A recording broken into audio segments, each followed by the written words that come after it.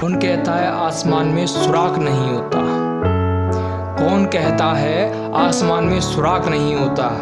एक पत्थर तो तबीयत से उछालो यारो। नमस्कार दोस्तों, आज फिर हाजिर हूँ आपके बीच में एक नई रियल लाइफ स्टोरी लेकर। ये स्टोरी हमको लूजर और विनर के बीच का अंतर समझाती है। स्टोरी कार्ली की, जो हंगेरियन आर्मी में था और साथ साथ अपने देश का बेस्ट पिस्टन शूटर भी था। पिस्टन शूटिंग की तैयारी कर रहा था, सारी नेशनल चैंपियनशिप अपने नाम कर चुका था, कई अवार्ड जीत चुका था।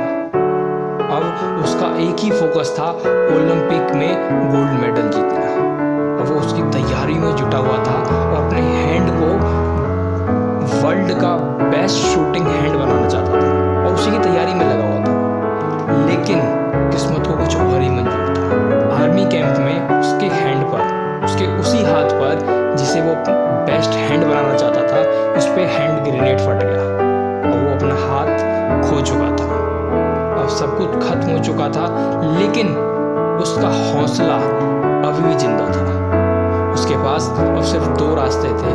पहला, या तो अपनी किस्मत को कोसता रहता कि भगवान ने सिर्फ मेरे साथ ही ऐसा क्यों किया है, और अपना रोना रोता रहता, जैसे हम में से 95% लोग करते हैं। या दूसरा, कि जो हो चुका है, जो जा चुका है, उसको भुलाकर जो आपके पास है उस पर कंसंट्रेट करें, उसे बेहतर बनाने की कोशिश करें।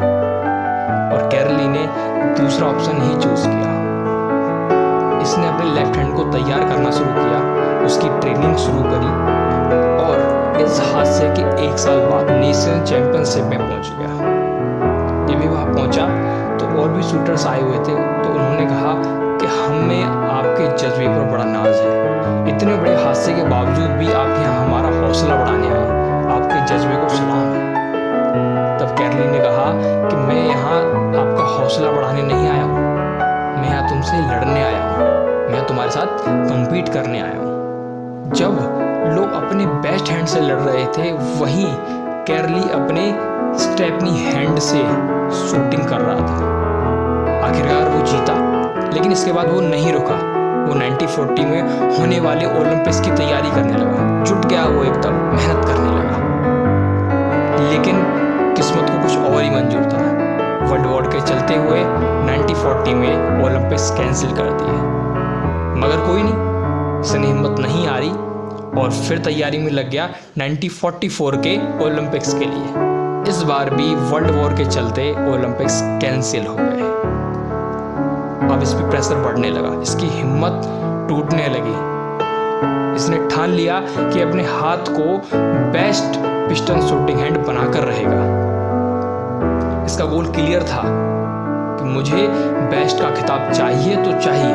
हादसे के 10 साल बाद 1948 में ओलंपिक हुए, लेकिन अब मार्केट में एक से एक बड़ा धुरंधर आ चुका था, एक से बेस्ट शूटर आ चुका था। उन सब के साथ इसको अपनी स्टेपनी हैंड से मुकाबला करना था। गेस कीजिए कौन जीता? Yes, you are right, Carly gold medal जीता। लेकिन इसके बाद भी वो नहीं रुका। इसने दोबारा 1952 में होने वाले ओलंपिक्स में हिस्सा लिया और इस बार तो इसने एक नया कीर्तिमान रचा, क्योंकि इस पर्टिकुलर चैंपियनशिप में वो पहला बंदा था, कार्ली पहला बंदा था जिसने 2 बार लगातार गोल्ड मेडल जीता। इसीलिए कहते हैं, अगर महान बनना है, किसी के लिए इंस्पिरेशन बनना है, तो खुद से फाइट करनी पड़ेगी।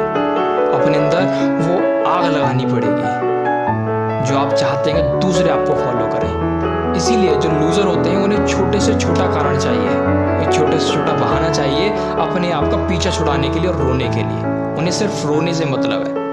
लेकिन जो विनर होते हैं उनका एटीट्यूड ही अलग होता है। वो हर मुश्किल से मुश्किल सिचुएशंस में रास्ता निकालना जानते हैं। इसी के साथ मैं आपसे यही कहूँगा कि मेहनत करते रहिए, मुश्किलों का डटकर सामना कीजिए, मुश्किलों को, कठिनाई को 2-2 चांटे लगाइए खींच के और अपने मंजिल को हासिल कीजिए। इसी के साथ जल्दी मिलते हैं एक नई वीडियो में। तब तक अपना और अपने परिवार का ख्याल रखें, लोगों की मदद करते चलें, दुआएं कमाते चलें। Thank you so much. जय हिंद, जय भारत।